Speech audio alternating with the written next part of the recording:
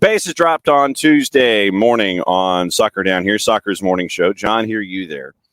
And probably, maybe, perhaps, possibly all over the place. I know that that's a surprise. But with what happened yesterday with the holiday, if anybody has anything left over to get off your chest, since you may not have been with us yesterday, lay it out there today. And we've also got breaking news this morning from overseas that we need to get into and the analysis of that. Bart Keeler, who is traveling all over the place, frankly.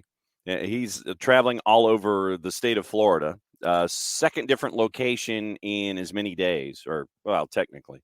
Bart will be joining us to start off hour number 2 since he was traveling and bouncing around the planet yesterday.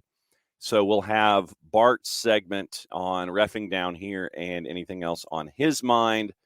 And we'll be going over, and this is where I want Bart to kind of walk me through things.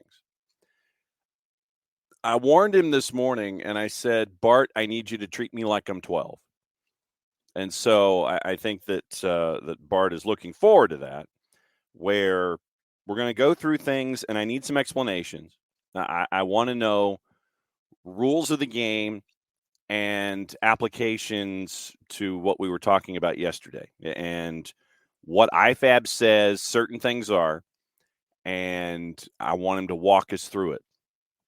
I want him to walk us through DOGSO, just in general, and then specifically, the Brad Guzan incident.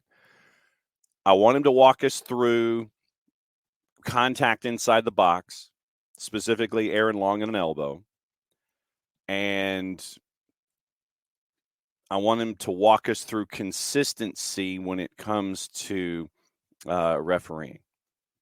Anything else on your mind specifically when it comes to that particular kind of activity? Like I said, Bart will join us to start off hour number 2. Figured that since he's getting ready for a match in South Florida, just as a spectator, that will give him a little time to warm up the engine this morning, but I want him to treat me like I'm 12. So we'll walk through a couple of different things.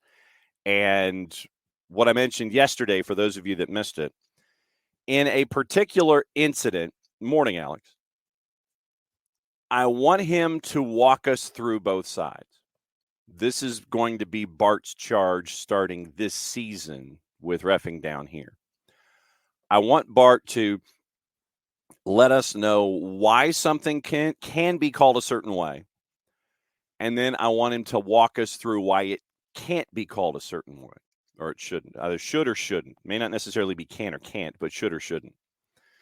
How can a call be called yes in the affirmative on a certain action, and how can it be called negative in a certain action? And so we've got a couple of plays that we can work with here. It just so happens they're within the Atlanta United purview. But what I want to do with reffing down here this season is I want it to be an overall education, so we all can be as informed as possible about the rules of the game and get inside the heads of referees, if we can, when it comes to rationale and what is being processed. So that's what I want Bart's challenge to be this year when it comes to reffing down here. Is I want him to give us the yes. I want him to give us the why it can be called a certain way, why it can't be called a certain way, and then through the rules of the game and all these applications. So that's what we're going to be doing with Bart, starting with hour number 2. And then news came out yesterday, and we'll finish the show with that, having to do with a big loss inside the radio community. And so I figured we'd save that to the end and just kind of let everybody know what Miller Pope meant. So we'll get into that in hour number 2. Hour number 1, we got stuff. And like I said, anything else that's on your minds from yesterday, lay it all out there for us. But we do have stuff to get into, and obviously it's big news out of the Premier League. And so we're going to start right there this morning.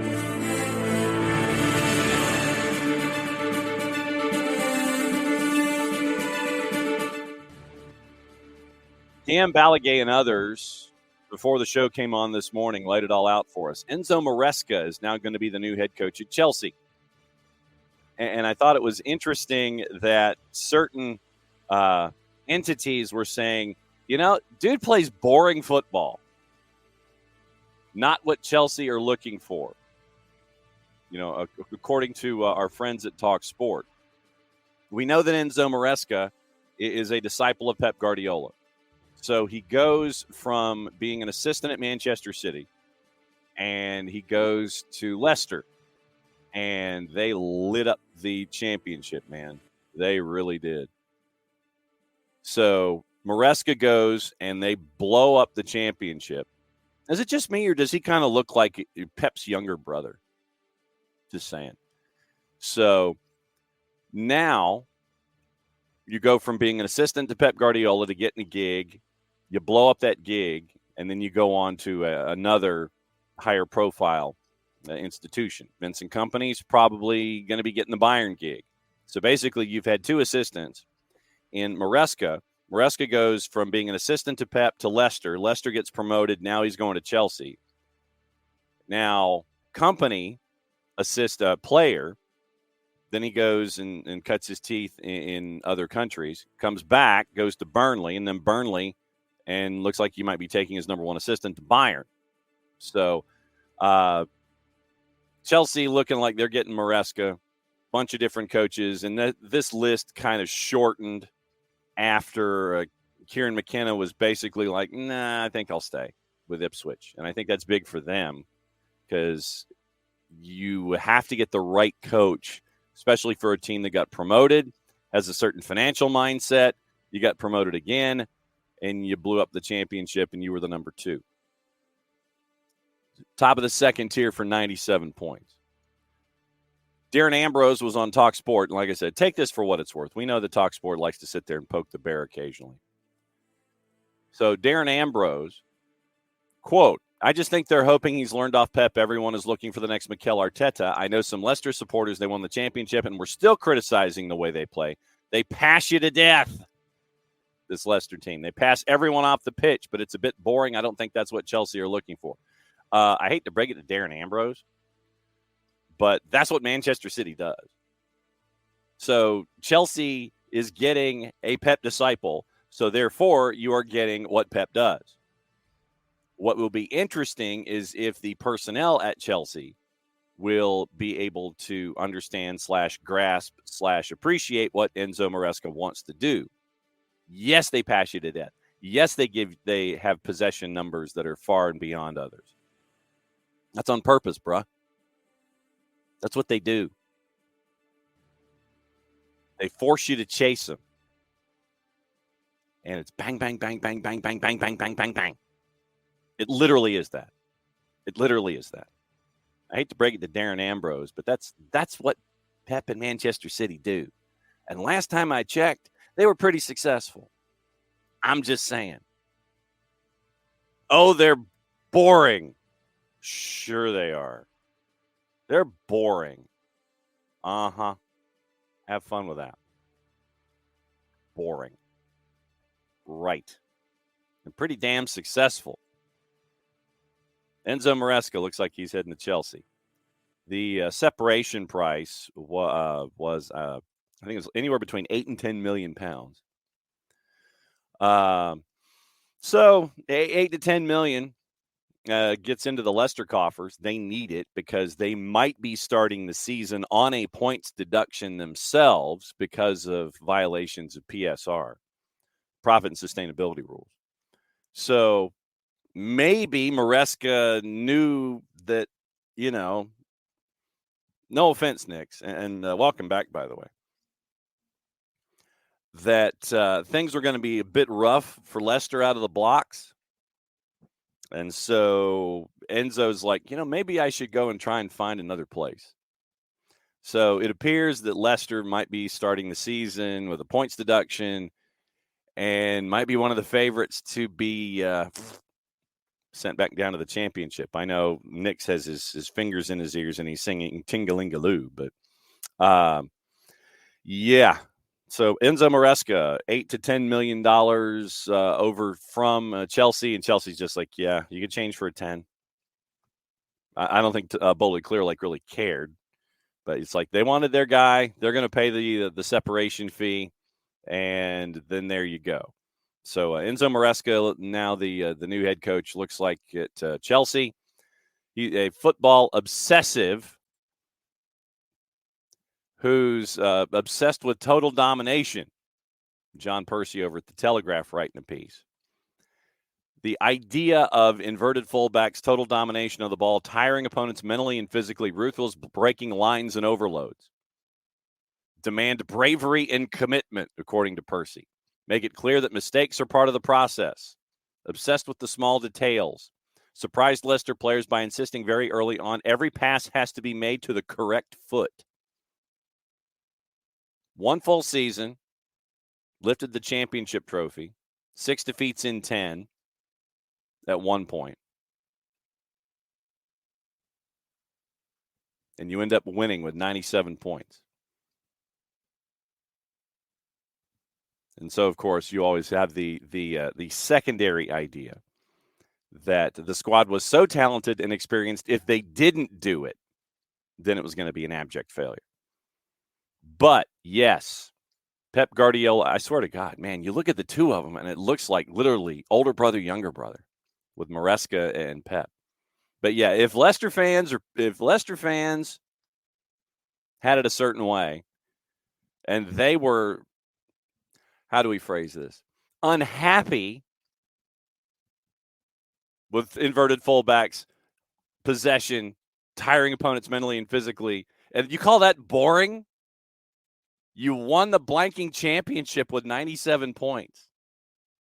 Manchester City, last time I checked, 6-8. That ain't bad. Darren Ambrose, sir, you got some work to do. So, fun. I'm really looking forward to seeing now, once again, will Maresca have the resources that Chelsea has been throwing out the window. It's like the old Little Rascals gif where you see was it Spanky, and he's sitting there and he's just throwing money out the window. Absolutely, just throwing money out the window. You're gonna get that? Is that Todd Bowley now? He's just throwing money out the window. So we'll see if that is in fact the case. They've got some PSR work to do. Who's going to be left? Is Conor Gallagher gone? Is Mudryk gone?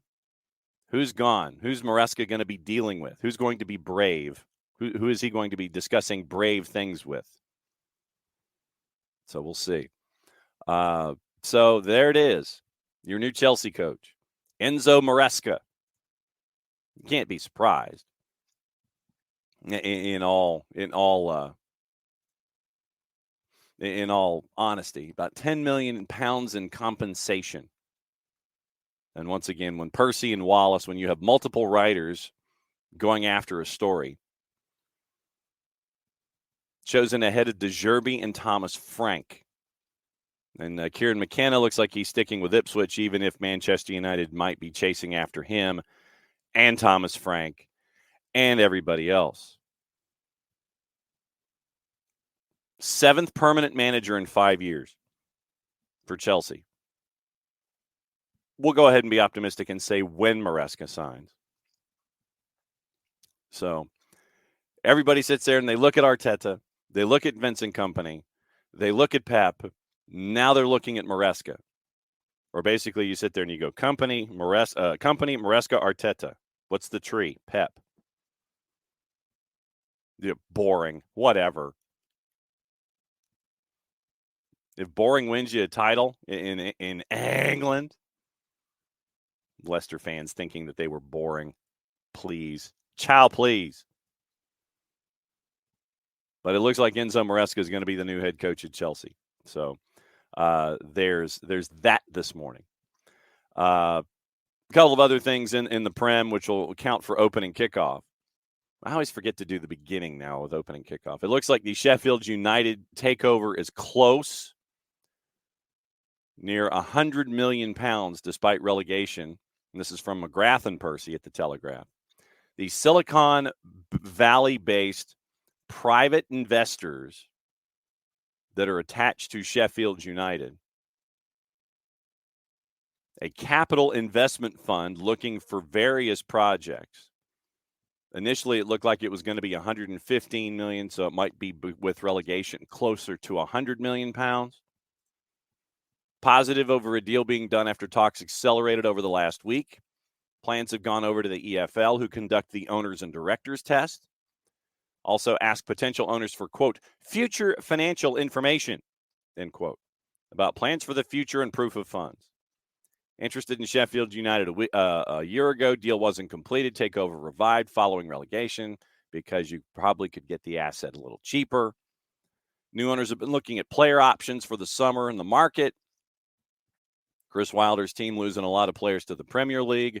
Also appointed an English-based technical advisor to liaise with the potential deal. Positivity over a deal being struck. And all the Telegraph is listing is that they are a Silicon Valley-based capital investment fund. Apparently, they don't have a name. Silicon Valley Dudes. I guess that's the name of the capital investment fund. Silicon Valley Dudes. We're a fund. We're looking forward to it. Do you have a name? Nah. We're just kind of here. Yeah, we're cool. We just don't have a name. We're just a bunch of dudes sitting around a table. We're interested in Sheffield United for £100 million. And you know, we're cool. We're a loose consortium. We're a construct. We're a construct of an organization. We're just kind of hanging out. So this capital investment fund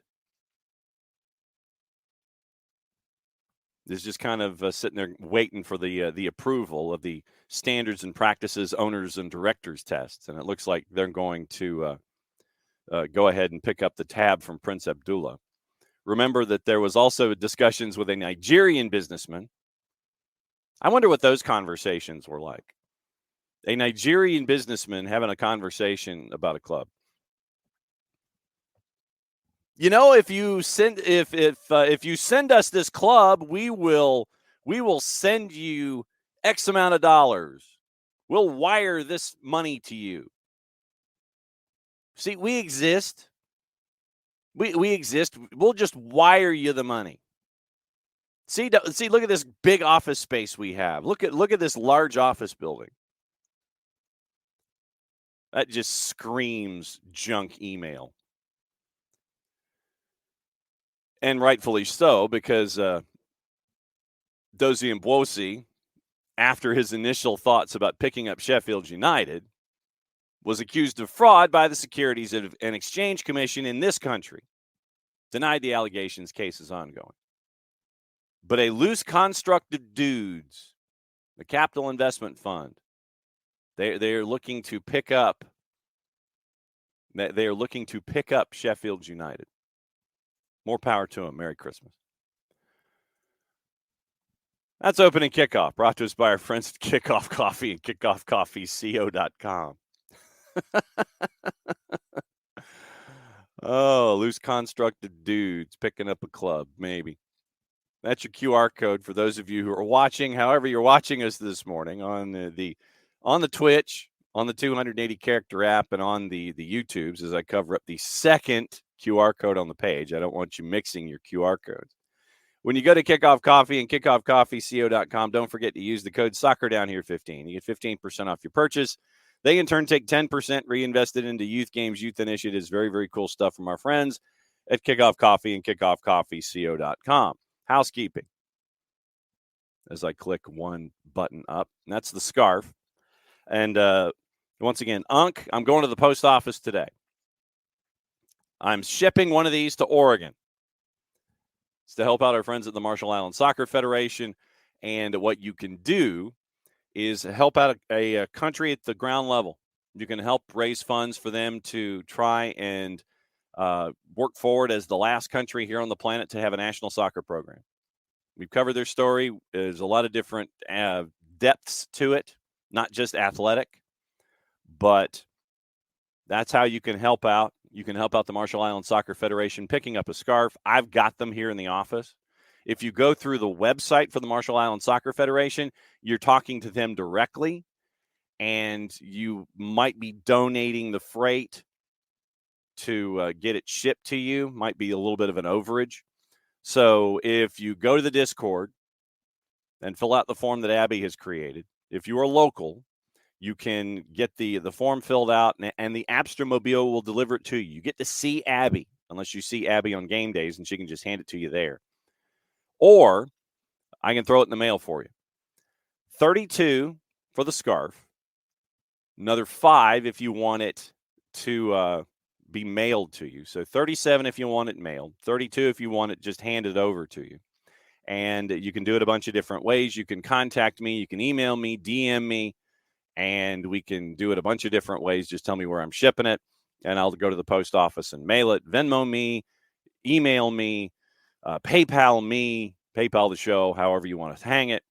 And so that way you can help out the Marshall Islands Soccer Federation, but you can see Maddie Cruz model the Marshall Islands scarf as a part of her internship past. Maddie is on the Marshall Islands Soccer Federation website, and she is modeling this scarf. You can pick them up $32 or $32 plus $5 if you want it shipped to you. So you can help out the Marshall Islands Soccer Federation that way, and we love you for it. So that's opening kickoff, and that is all of the housekeeping. Speaking of folks that are buying things, Rich letting us know that apparently the union are buying Lyngby. Translated post, buying a portion of Lyngby. Lyngby Bold Club gets ambitious and successful minority owner. That's the headline from Lyngby. Europa League Q2 winners in 2017 against Slovan Bratislava, who defeated Barcelona in the 69 European. So, Lyngby's kind of sitting there going, see, we were this successful against this team that was successful against this team. So Lyngby is getting a successful minority owner, ambitious and successful minority owner. The Royal Blues have entered into a sporting partnership with Union Sports and Entertainments, which owns Philadelphia Union. 10% of Lyngby with an option for a further 10% from Lyngby, their own selves. Lyngby Bold Club now gets an ambitious and successful football club in as an international minority owner and partner, completely in line with Friends of Lyngby's plans. Was Lyngby reached for comment? I'm a friend of Lyngby. Lyngby's like, I don't even know you. You got to check? Oh, you're a great friend. Read much more about the reasons for the collaboration with Union Sports and Entertainment. And they've got a link to the Lyngby website. From Lyngby Bold Club, there must be a huge welcome. Once again, this is Google translated. Must be a huge welcome to Union Sports and Entertainment and Philadelphia Union. We look forward to the collaboration. Hashtag Salmon for Lyngby. So Lyngby Bold Club is hanging out and getting a portion of their person bought by the Philadelphia Union. So mazel tov to the Philadelphia Union. Rich, I would imagine that you're torn. I don't know what the value of this investment is. I don't know if there is a specific number attached. I'm going to click on the press release and then hit Google Translate again to see if there is a value attached, because I would imagine that there is a portion of you that really would like for the investment to be kind of, I don't know, in your own club. Like we were when we had the big deep dive a month or so ago, where we were discussing Philadelphia and ownership, and you're investing now in clubs outside your footprint when you should be investing in yourself. Just saying. Friends of Lyngby continuously considered how football know-how and access could help. New agreement keeps the keys while the club gets an international boost. Soundbite from Tommy Peterson, chairman of the board of Lyngby Bold Club. Jay Sugarman, quote. Neil Sudenson Club, quote. Philadelphia Union, founded in 2008. For further information, contact Frederick Schuerman at Lingby Bold Club. But, I mean, Rich, let me ask you this. What do you guys think? Considering what we had in the discussion about Philadelphia Union, where, and we had this big philosophical deep dive on a Tuesday, and it was and thanks to all of you folks for letting us go in that direction. What do you guys think about this? I mean, I understand the idea of vertical integration and being involved and being able to send players to be a part of your system. Does Lingby do what you do on the field? Are you just sending folks over to a place? Are you investing? Do you see a future with Lingby? I mean, I've got more questions than I do answers right now. I mean, that's cool and everything that you decided to do this, but with all the issues that we talked about with Philly, stadium size, level of investment, as spoken by your head coach in players, I mean, is this basically taking the Quinn Sullivan Manchester City money and flipping it as an equivalency? I mean, I'm staring at this and I'm going, with everything that we talked about, is this really the time to do something like that? I'm just asking. So, yeah, it's kind of there. Okay. It's interesting, and so we'll see. But, congratulations, I guess? Question mark? Congratulations, I guess? So, Rich's idea of the wording of ambitious and successful seems very stretched. Getting cheap talent from the Danish league. Yeah, so this seems like a pathway to get talent, to either ship talent or get talent, and not have to spend a boatload of money. But like I said, did they fit you philosophically? That would be one of my first questions. So we'll see. But congratulations, question mark. Philadelphia investing in Lingby in the Danish league. So intriguing, to say the very least. So I guess that's officially opening kickoff with all of the transactions down here. And so Bart Keeler is going to join us for Reffing Down Here and anything else on Bart's mind coming up at the top of the hour. Like I said, anything that's left over from the weekend. And I know that Wiley's got a big the Danish, the rich, the second link, Dell, is the press release that was posted in the Twitch pitch. The second link that Rich posted is the official press release. I don't know if the Danish papers have picked up anything yet, but if you did a Philadelphia Union Lingby search, there might be Danish newspapers. But, yeah, Rich is linked to the press release from the club to what we have in the Twitch pitch. Dell looking at Paul Tenorio this morning and seeing what is up with Paul. What is up with Paul? Okay, interesting. Speaking of ownership down here, Tim Way has joined the ownership group of the USL team Brooklyn FC. Brooklyn FC is going to be joining League One next year. By the way, next year in USL League One, there's going to be like 27 new clubs. I mean, obviously not that many, but there's going to be a lot of clubs apparently that are going to be who's coming in and who's diving in and what's it going to look like. You've got Antelope Valley, AV Alta, Portland Hearts of Pine. So literally you've got, I think it's 6 clubs that are coming in League One. Antelope Valley, Portland, Maine, Santa Barbara, Texoma, Naples, and Westchester SC. And Brooklyn FC has Super League aspirations on the women's side.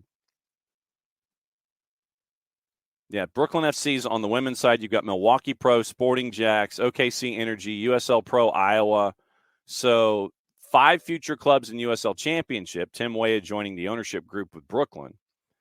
But Brooklyn, Milwaukee, Jacksonville, OKC Energy once they get their stadium situation squared away, and Iowa looking to dive in. And so you've got 5, it looks like, coming in USL Championship and 5 coming in League One. League One really needs the teams more than anybody because of the geographic, just the geographic jaws of life that were put out there. Just that it's like, okay, we got an East and a West. And now that Spokane is there, they've got a dance partner with Fresno, but Antelope Valley becomes a dance partner with Fresno too. And getting Texoma helps bridge that gap a little bit. Maybe Texoma gets to be a waypoint. You fly into Dallas, you go play at Texoma, and then maybe you go to Union Omaha to get things done. But yeah, they're adding like 5 teams next year. So looking forward to all of that. Yeah, I mean, Dell, I think you honestly are. Dell thinks they're getting ready for Pro Rel. I think you are. Might be in like 5 or 10 years, but I think you are getting ready for it. But the key in all of this, will the owners in the USL Championship just sit there and go, yeah, I'm going to invest all this money, and then if I'm relegated, I'm relegated. I accept that. I don't know how many owners are going to just sit there and sign in and go, yeah, I'm ready for promotion relegation. I think what you might have before anything is you'll probably have Championship and League One competing against each other in the Jägermeister. And then you'll have that kind of a back and forth before you have any kind of promotion relegation. Biggest thing for me are the owners' egos when it comes to Pro Rel. Something that's new. Will the owners in the clubs in the division above you accept just readily off the cuff, we're cool with it? Yeah, I'm cool with promotion and relegation if I stink. I don't know if the egos would allow that. I really don't. I really don't know. So morning, Dell, morning, Rich, morning, Nix. Nick says he's a part of a Luge consortium thinking of picking up 4 to 6 beers at the Benz this weekend. You're not alone in that, I don't think. Nick's surprised about Leeds in the championship and weren't doing much last month of the season, lose the playoff final by a goal and got to do it all over again next year. Yeah, championship is like Serie B, like Nick says. It's a knife fight in a phone booth. And yeah, so you don't make it out of there, then you probably are going to get Ishcan from your work. Morning, Wiley, morning, Four Card, morning, Alex. Wiley, yeah, and we are going to be discussing this with Bart, but let me go ahead and bring this in this morning. Don't worry about a long post. Goose, terrible header, come out fine, but he could have just nodded that to the side and been aces. I mean, he was airborne. I don't think the attacker could have recovered after the face ball and coming to a stop, even if there hadn't been a collision. But still, GK Union, nice seeing you in the hallway outside the Delta Club. Yes, waiting with the press corps. Wiley, yes, it's always glad you said hello. And I'm always it's humbling when people stop by or they're buzzing past you and they say hello. It's always been humbling for me to see that kind of stuff. But it's great to see everybody. My take on before Bart comes in at 10, let me walk through, Wiley, what I was thinking yesterday with Brad. And for those that were not a part of yesterday's show, you can dial in as well on the Twitch pitch. The ball took the hop. It goes over the top. Bogusz is chasing. And it takes a hop that goes straight up as opposed to, a hop where it bounces and then it carries. This bounced and then it looked like it went straight up to me. So Brad, being the last line, he's going to come out and challenge.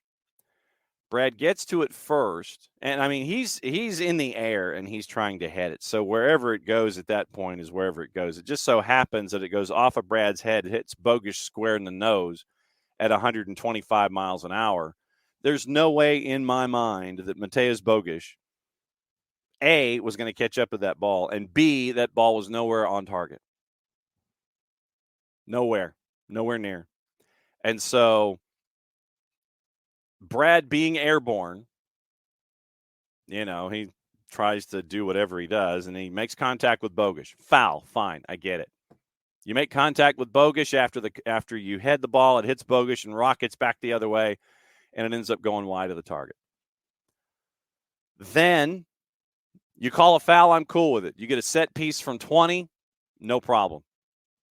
Absolutely no problem with it at all. But then you get into the whole idea of, Brad and making contact and all these different kinds of things. So, Brad jumping out. I mean, Brad's literally, he's splayed, and he does. I don't think any of us can really contort when we're in midair. And so, you're trying to make yourself as big as possible as a keeper. So, I'm going to get up out of my chair. All right. So, if Brad, and this is for those of us who are watching as opposed to those who are listening later, but I'll try and describe it. So, if Brad is jumping out of the 18 and he's trying to launch himself toward the ball, launches himself toward the ball, and he's up in the air and he's doing the Superman bit and he heads it. So he heads the ball and he's looking down from what I remember. I mean, ball's going to go wherever. Brad isn't looking at the ball to head it. Literally, he is launching himself to head the ball away from Mateusz Bogusz. But Brad's launch is, like one of those missiles that we see off the top of a battleship or something. And so he's launching himself, just trying to clear the ball wherever it goes. And it just so happens that it hits Bogusz square between the eyes, and Bogusz rockets it the other way. So he's heading, and I mean, literally, you're trying to make yourself as big as possible as you're heading because you don't know where the ball is going to go. So I understand what Brad is doing. If you call a foul, cool. And like I said, Bart will be talking about this more in about 20 minutes, 15 minutes. And you end up with that kind of movement, launching yourself, and Bogusz is trying to run a straight line and what have you. So Brad launches himself, and he's trying to make himself as big as he can, launched in the air. So in case Bogusz has any ideas, he has to think about this large polar bear, as I call him, an Indiana redwood. They're an Illinois redwood. And you got an Illinois redwood airborne and making himself as big as possible. And yes, he makes contact with Mateusz Bogusz. I'm not going to dispute that at all. That's a foul. Is it DOGSO? No. But when Bart comes on at the top of the hour, I'm wanting to walk me through DOGSO as an idea.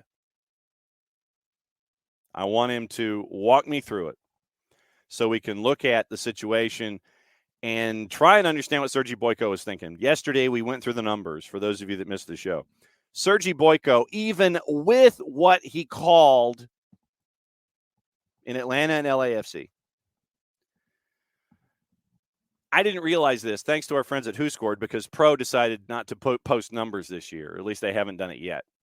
They've got last year's numbers. Who Scored? WHOSCORED.com. Who Scored gives you the referee numbers, gives you basic referee numbers, but still it gives you referee numbers. Sergei Boyko, out of 55 center refs this season in Major League Soccer, is dead last in fouls called per match average. Dead last. He is 55th. Alan Chapman's not much better, but Sergei Boyko is dead last. Even with the number of fouls he called in the match with Atlanta and LAFC, he is still last. His numbers and his average improved over 90 minutes, but he's still dead last. 55 of 55 center refs. Sergei Boyko has the lowest fouls called per average match average. Foul, yes. DOGSO, no. Alex, can you imagine a Brad-shaped object colliding with you? I hope to never do. Thankfully, I don't think I will be in a situation where I have to worry about an Illinois redwood being launched at me like it's off of the surface of the USS Nimitz. Hopefully, I will never have to worry about something like that. He is not a small man. And to have him jumping out at me wide and expanded, no, not happening. I'm like Macaulay Culkin in frickin' Home Alone, running up and down the stairs. Not happening. Absolutely not. Yeah, Dell Orange and Black is Andy. Dell with USL notes. And by the way, Kaylor Hodges and the USL show will be with us Thursday at 10 Eastern. And they will be here for their monthly visit. Orange and Black podcast post about a team making too many subs against them in the USL Championship. Yep, that's Orange and Black is Andy. So, yes. Del White is pro rel work in every other league in the world. Morning, Ted. Because they've started it as a part of their framework.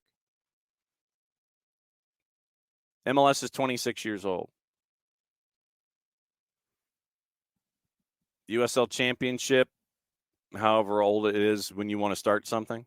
I mean, League One in and of itself, you're starting it interacting. You would be starting it interacting with League One. League One is not that old as an entity, so you can change course there. And USL has its own reindeer game. They've got their own system. For MLS to get to that point, and this is a point that Mike made, MLS would have to get to 40.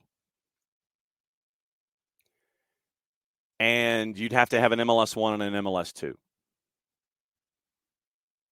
Once you get to 30, you have to make a decision. Is 32 your maximum to where you have 16 and 16? And then you can sit there and be self-contained, and you've got 2 divisions of 8 in each conference, and then that way you can have your own, and you don't see the Western Conference except for maybe a rival in your scheduling. MLS, when you get to 30 or 32, you've got to make a decision. Do you go to 40? If you go to 40, then you're going to have pro rel with MLS 1 and MLS 2. But I still think that in a situation like that, the owners have to buy in from the absolute beginning, and I don't know how many owners who are investing 9 figures to the left of the decimal place are going to sit there and say, you know what? I think let's go pro rel.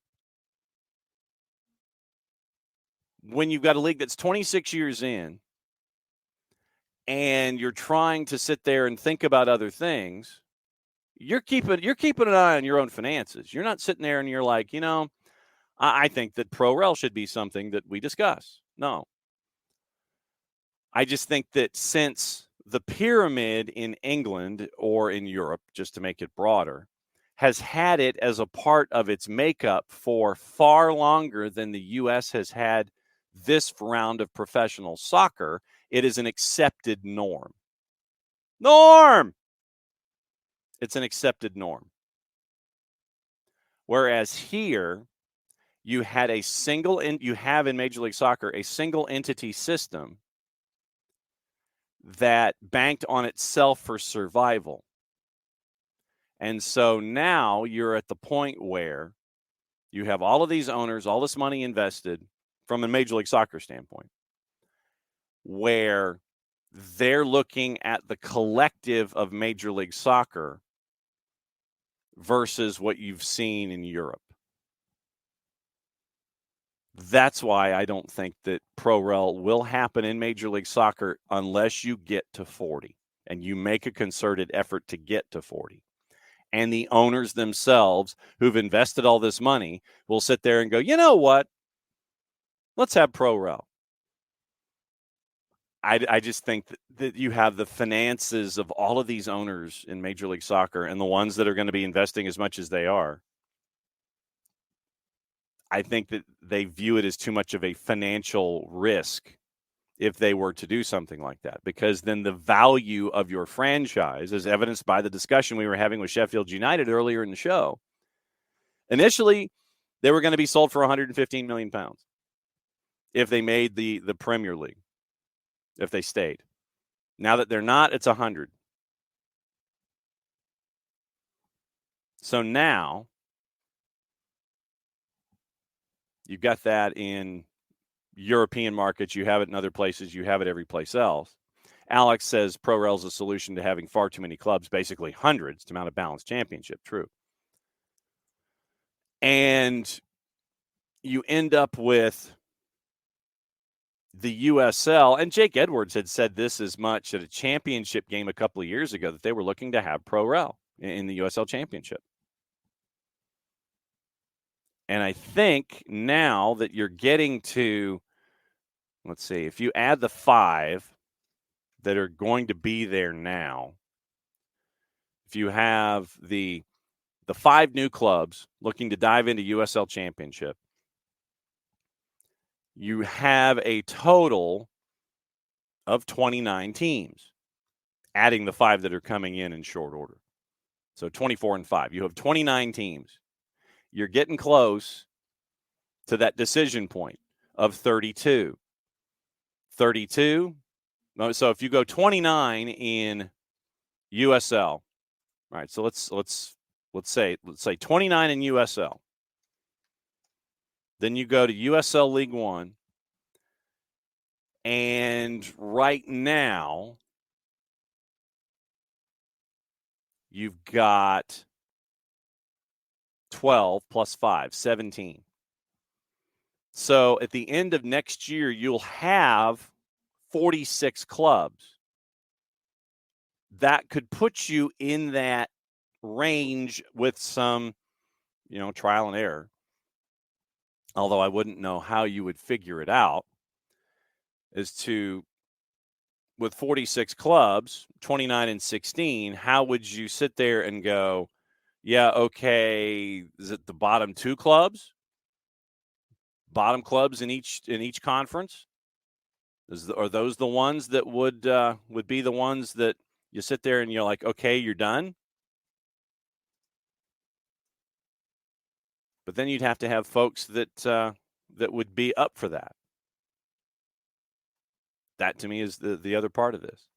Owners that would be up for that kind of a thing. I don't know if Major League Soccer owners would be up for that.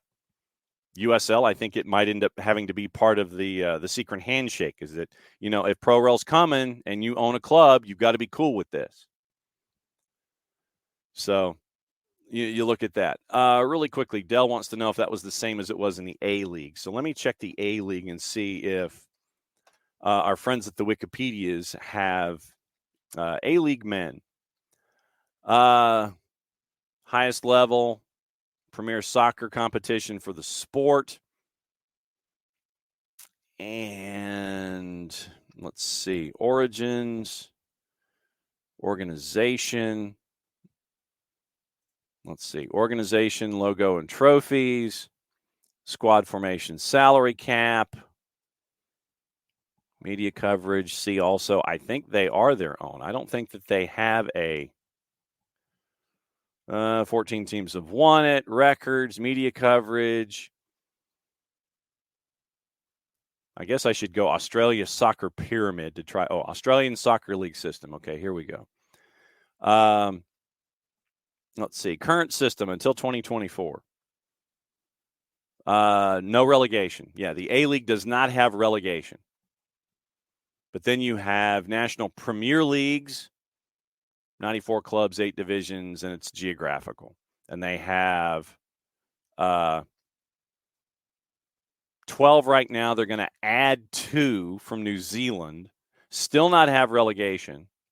Then the second division, starting in 2025, is going to have either 10 or 12, no promotion relegation. Then the Premier Leagues themselves will be level 3. So third division will be the Premier Leagues or the Premier Leagues. Second division will be the second division, no promotion relegation. A-League men, no relegation. So yes, Australia is right now, with Australia and adding expansion teams in New Zealand the same way. They do not have any kind of relegation from the top flight. So no relegation, Dell, with Australia. And starting next year, it'll be no relegation from the top flight, no relegation second division, no promotion second division. And then third division on down is where you have all of your fun. There's like 94 clubs in the third division, that kind of a thing. So all of that discussion is there. So Australia is like the United States in that regard, where they're doing it with 12 clubs too. Yeah, so they're doing it. They're doing it with 12 clubs, and then either 10 or 12 or 14 next year. So 14 and then 10 or 12 in the second division. But yeah, I mean USL championship. Like I said, Jake Edwards wanted it. It's a part of the discussion. But the owners are going to have to put their egos aside, and the ones in the championship, because there are challenges both ways. For League One, are the owners going to be in a position to be able to invest if they were to be promoted? For the USL Championship owners, it's going to be a situation where, okay, are you still going to invest if you get relegated? And then you'd have a lifetime of USL and USL League One. But you look at the standings, and let's just say 2 up, 2 down.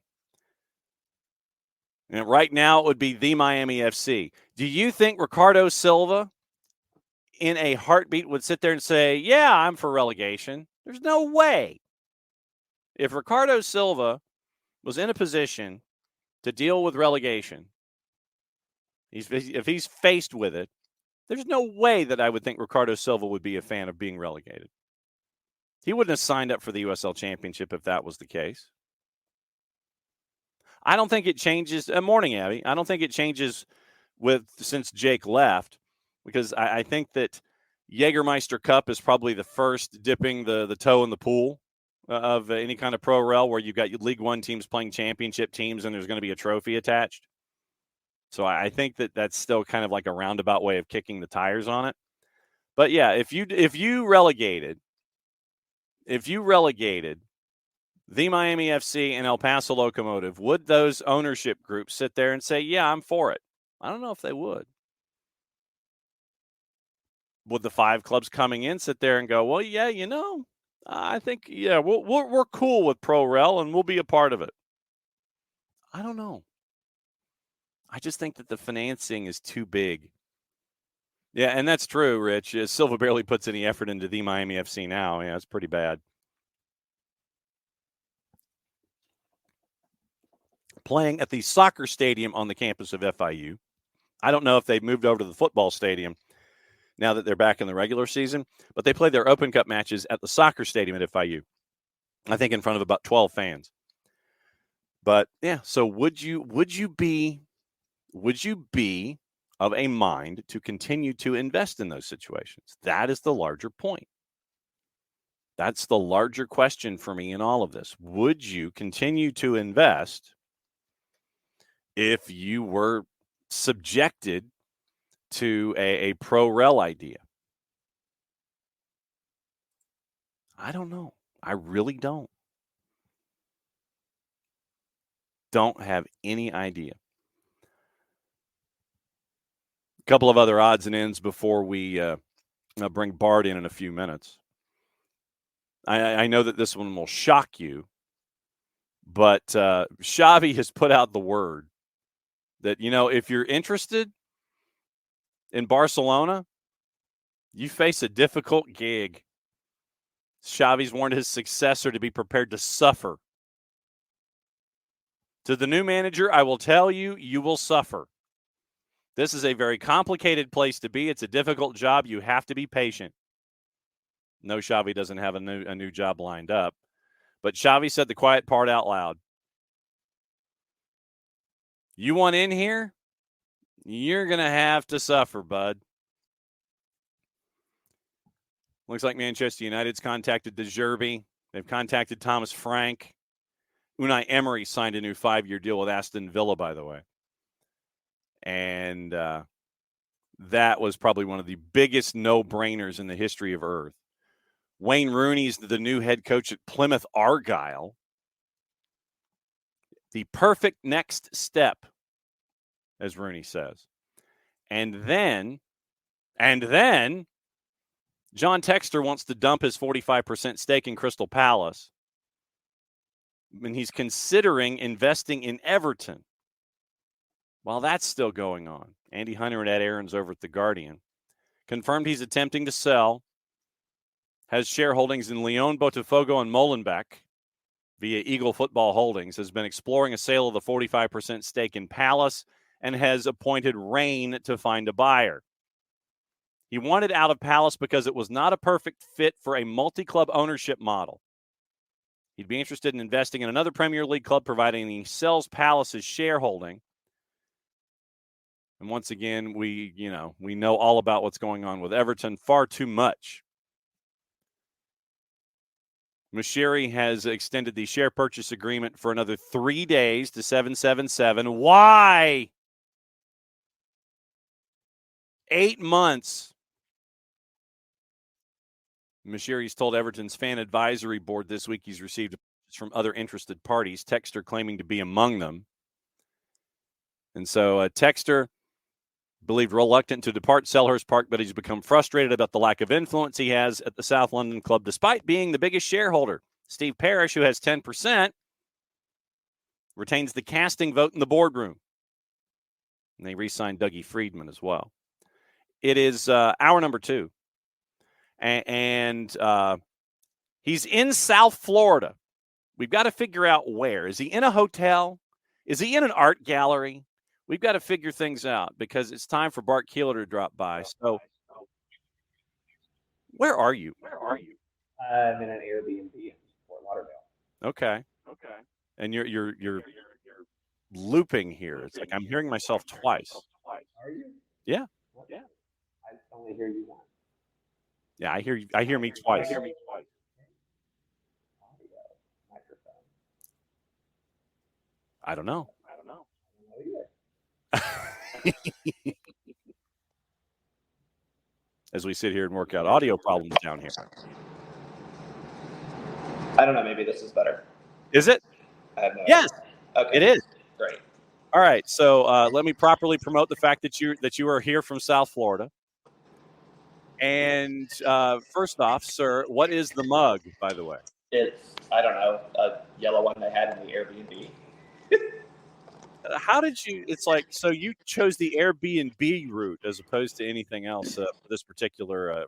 I have stayed at this Airbnb at one of these Airbnbs. I have several. Every time I've come to Fort Lauderdale, except for once, which is every year we've been able to come down here. So it's relatively inexpensive. There's a pool literally right outside my door, and it's close to the bars in Las Olas and close to the beach. So, aha. And we know why you're down there for vacation purposes only. Yeah, I am only here to enjoy the South Florida sun, sand, and beach. There are no other reasons for me being on this trip. Correct. What I told you and what I've told everybody on the show this morning is that for reffing down here this week, I need you to treat me like I'm 12. Okay. And what I want to do is, with this season's version of reffing down here, is I want to make sure that folks can understand why a call can go one way or the other. So, first and foremost, as you open up the glossary for reffing down here, what is DOGSO? DOGSO literally means denying an obvious goal-scoring opportunity. So what we saw on Saturday night was, in the referee's opinion, an obvious goal-scoring opportunity that was denied by a foul from an Atlanta United player, and that player was issued a red card. DOGSO is always a red card. You have the lesser version, which is stopping a promising attack. That's kind of the new thing that we've termed it. But DOGSO outside of the penalty area, always a red card. The 4 Ds of DOGSO, because that's the next step of this, right? This is where a lot of people are getting feathers ruffled. And, look, it's a great thing to talk about. But at the end of the day, you have defenders, distance, and direction. So how many defenders are left?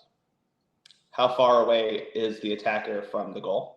How far away is the attacker from the ball? And is the attacker going toward goal? So I think, people rightfully were questioning if the red card to Brad Guzan met all 4 of those components.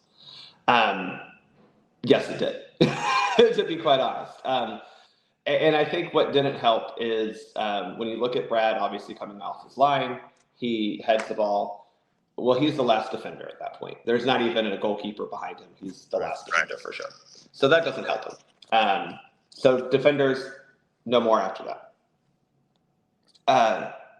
Direction, the play is headed toward goal. I think that's, I know some people are trying to say, oh, well, it wasn't directly in line with goal. No, but it was heading toward goal. It's reasonably in that direction. Then you have distance to the goal. Well, it was the foul was 23 yards away from the goal, maybe 22, somewhere near the top of the arc, so very close. I think we can all agree.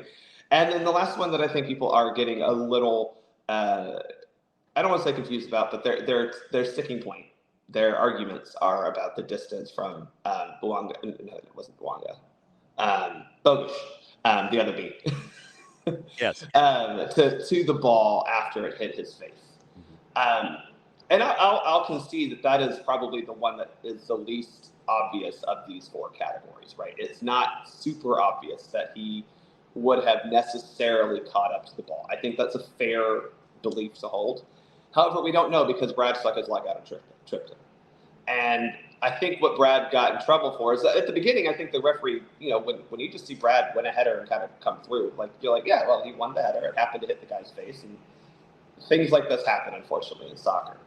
But then when you look at the replay, and this is where VAR, I thought, could have been a little quicker. We'll talk about urgency in VAR.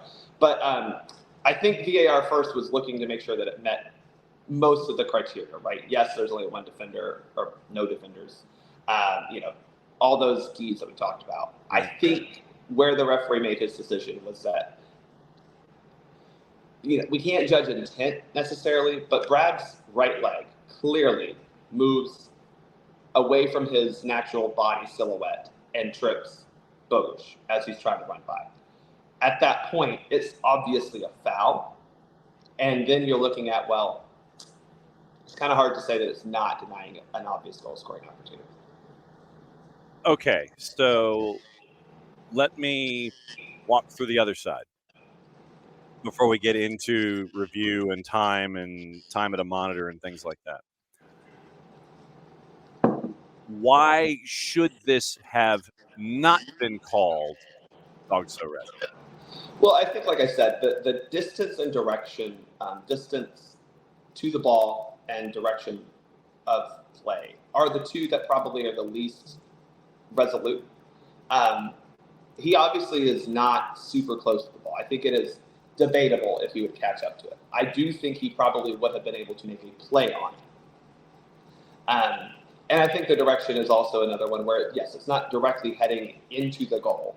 But you don't always know that. You just have to be heading toward goal, not necessarily that you're going to be right at goal. I think it's harder to make the argument that it wasn't a DOGSO red card than it was a DOGSO red card. Okay, I'm watching the play over again. If you notice in the VAR, though, I think during the time at the monitor, John, I think the referee is looking a lot at the distance from Bogusz to the ball after the play. Okay, so initially it looks like Boyko is calling goal kick. Yes. He looks at his AR. They both say, yeah, that's a goal kick. So Boyko motions goal kick. Then the review, which has to be clear and obvious error, correct? Yes. So review from VAR, clear and obvious error. It is not a goal kick. It is DOGSO red. Yeah, it's a foul. I think the review indicated that this was a foul, and that was the clear and obvious error from the referee, right? I think the referee probably thought, no, Brad didn't foul him. What are you talking about? He just happened to come through the guy, but that's also Bogusz's fault as much as it's Brad's. But the review indicated a foul. The review showed that Brad trips the player, and tripping is a direct free kick foul. Okay. So then at that point, the DOGSO gets triggered as well. Because DOGSO and a red card, right, is one of those game-changing decisions. So at this point, if there's a foul, right? Normal foul, we wouldn't be reviewing this because it's probably not DOGSO. If it's just, a lazy challenge, someone sticking their leg out, but there's 5 defenders in the box, it's nothing. It's just, okay, well, it's foul. But we don't have to review it. But as soon as there's a DOGSO component to this, now we have to review what's going on. And the review showed, yep, there's a foul. That's a DOGSO. And then we had to say, is this DOGSO? And that's what the review is. It's just determining, yes, there is a foul. Is this DOGSO? And I think it's really hard to say that once you see Brad trip the player and the player is heading toward goal with a relatively close ability to play the ball, it's got to be DOGSO. Why not just call it a foul outside the 18? Well, you can't do that then, right? Because at that point, it's nothing. It would have just been a goal kick because VAR doesn't call fouls like that. It's just because the initial call was a goal kick. So because this was a DOGSO potential foul, that's why we had to review all the things. Why? So the option was either it's a goal kick or it's a DOGSO red card foul. Okay. So then why did this take so effing long? Because if you're looking for a clear and obvious error, this was not something that seemed to be clear and obvious, because if the review took and I've got to go back and look at this. It took a long time. We had 8 minutes of stoppage time. Yeah. And that's another thing I got to get into coming up as a part of our episode. Yeah. I think it's a fair question, John. I think it's fair that it took too long, right? Because to me, once you find the angle that Brad tripped him, you got to signal to the referee, hey, we see a foul. We need to review for DOGSO. And then you're looking at, well, he's clearly the last defender, right? And then you're going through the others. Okay, how far is he from goal? Well, he's pretty close to goal. Is the play heading toward goal? Yeah, it's heading toward goal. And is he in a reasonable distance to play the ball? Yep. I think it shouldn't have taken as long, especially to determine, yes, this was a foul. I think I would have been more fine had the referee spent more time at the monitor to go through his own checklist to say, okay, yes, that's Brad's the last defender. We met the defenders category. Okay, distance. Well, he's 20-some yards out from goal. That's pretty close. Distance to the ball, direction to play. That's where I think you saw a lot of freeze frames from when the time of the ball. Brad tripped him to see where the ball was in comparison. I think I'm okay with taking a while to look at that to make sure. I think the problem for me was it took too long up in the video booth or out in the video booth. I forget where they're at now. Dallas. Right? Yeah. That's the problem. You moved everything from Atlanta and you went to Dallas, so got stuck in traffic even worse than we got. Mm-hmm. But I think had they spent more time at the center referee spent more time in the video booth, video screen himself, I think we would have been a little more okay. I do have a problem with how long VAR took to look. The VAR took to signal, hey, you need to go look at this. But I'm always a proponent of the referees using the video screens to make the final call, because they're the ones who are in control of this match and are trying to call it based on how they want to call it, which I'm sure, again, we'll get into when we talk about the Premier League. Mm-hmm. So, again, I think it's really hard to make the case that this wasn't a red card. I know as Atlanta fans, we really want to say it wasn't.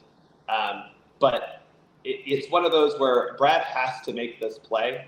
And it's just unfortunate that it hit the guy in the face. Like, honestly, it could have gone a million different ways. And it's also unfortunate that hit him in the face and literally rebounded like straight on. If it goes in any, a direction off of to the left or whatever, we're not even looking at this anyway. It was an unfortunate series for Brad. And, I think it's I'm not getting into goalkeeper discussion, but I'm just going to say that I think this is something that we have been frustrated with Brad over the past couple years of his. The man is 39, but he does not think that he is as slow as a 39-year-old is. And he does come off his line quite a bit, which is fine. I don't personally have a problem with that. But he does kind of get into some problems where he is a little slower, a step late, and gets himself into these problems. I mean, this is not the first time we've seen a Brad Guzan red card or penalty kick this month. So, if I'm Brad, I'm maybe considering, do I need to be as aggressive off my line? So looking at the replay, multiple angles, after the ball ricochets off Bogus's face and goes straight. It's fairly straight. I want to say it's direct, but it's not like it hit his head and went elsewhere. Right. You look at the trail of the ball. The ball goes over the end line outside the 6. I mean, it literally is a straight line, not going toward goal. Like I said, and treat me like I'm 12 today. Yeah, no, I think, but again, that's one of those where I think if you're looking at the 4Ds, the direction and distance to goal, to the ball are the two that are the least firm in this decision. But I think, again, it doesn't have to be going on goal necessarily, right? This is a goal-scoring opportunity, not an obvious goal. Okay. And so the opportunity would have very much still been there, even if you're, 2 yards outside of the 6-yard box. That's still a pretty good goal-scoring opportunity when you consider also that there are 0 defenders left, and really at that point, very few defenders would have made would have been able to get back there and help. So I get what you're saying, but again, it's not, it's an obvious goal. It's a goal-scoring opportunity. Okay. And that is an obvious goal-scoring opportunity. Okay. All right. So I mean, for most players, not for me or you, John. Like, we would flub it, But for a professional who then banged in a free kick right after this, he probably would be able to get that and somehow figure out how to get a ball on a shot on target. Bart Keeler hanging out with us here for Reffing Down Here, and anything else on Bart's mind that he'll slide into his paragraphs this morning. It comes out of the coffee, John. I think that's the problem. Joins us from South Florida as he's getting ready for midweek madness involving Major League Soccer. 8 minutes of stoppage time. Yeah. Most of that coming from, I'm guessing, the review content. Yeah, there wasn't a whole lot of stoppages outside of what's his face? Atuesta being a doofus. The whole game. I love Jarrett's tweet about how he should just be embarrassed. This is embarrassing. It is. It absolutely is. So when it comes to players that, chirp, as Atuesta is very good at. Yeah.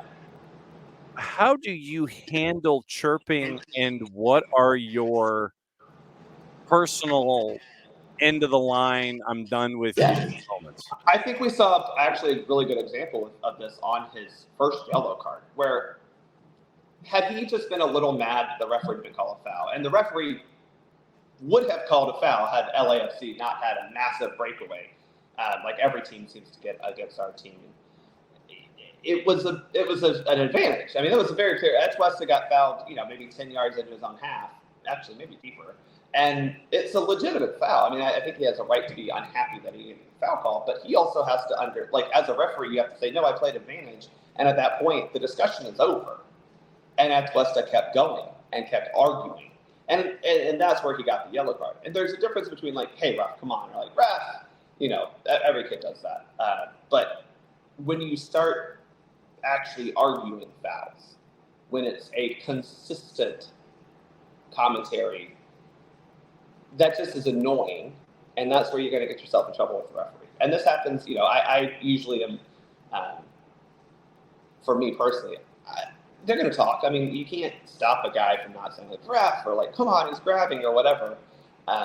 You have to give some feedback. And again, I'm pretty sure that the referee gave the feedback of, well, I played advantage.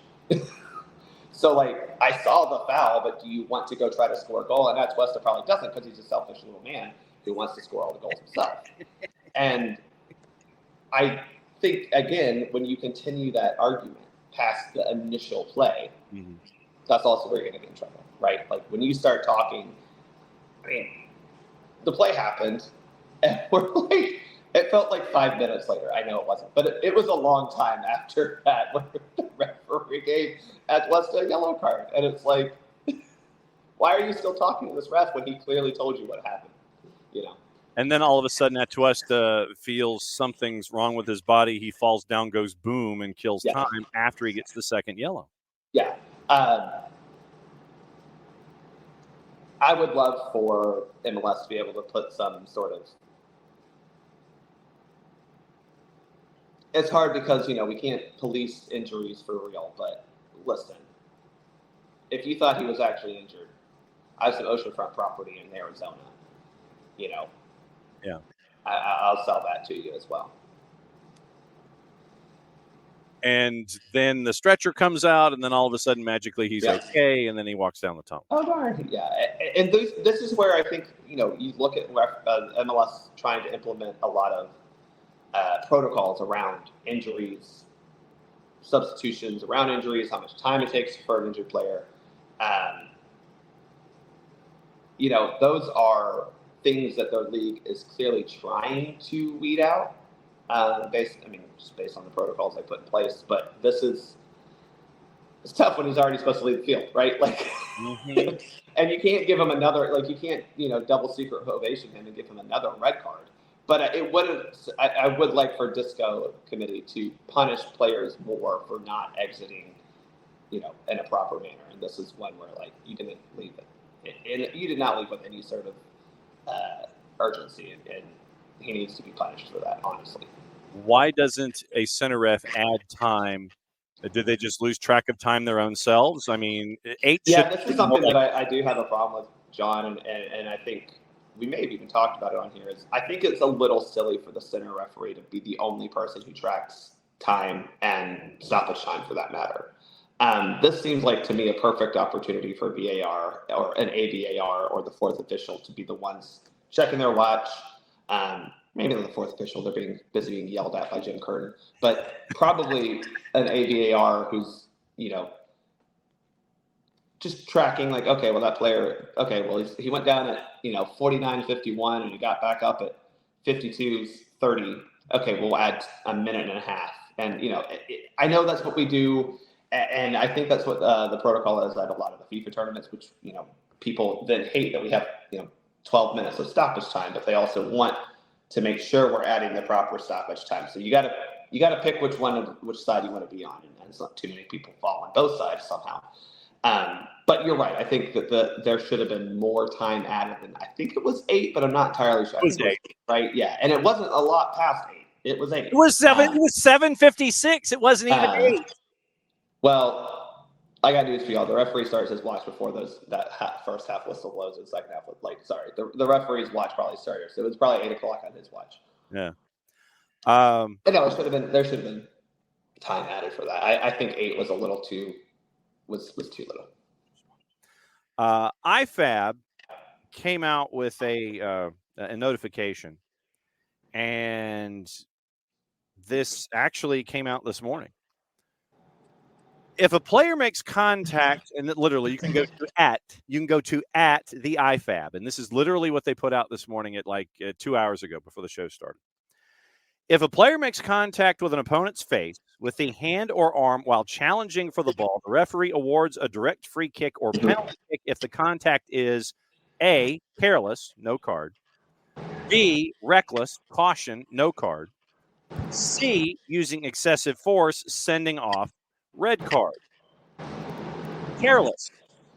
Player shows a lack of attention, consideration when making a challenge. Reckless. Player acts with disregard to the danger to or consequences for an opponent. Excessive force. A player exceeds the necessary use of force and or endangers the safety of an opponent. Which of those is Aaron Long? This was definitely borderline reckless, I think. This is one of those where it probably could have been a yellow card foul. It really should have been. Because it did seem, I don't want to say it was excessive force, but it definitely was one of those where you knew what you were doing. Careless is you go up and you just kind of bump a guy, in the face. That's careless. Your arm's a little too high. Careless could be a high boot where, you're just not paying attention to where the other player is on the field. Those are careless fouls, right? You're not really putting anyone in danger, but you're being a little, you need to play under control. That's my line that I always tell players. This was probably a reckless foul because of the way he used his arm, elbow, forearm, whichever part of the arm you want to call it. Yeah. Used it not only to gain an advantage, but in a way that was I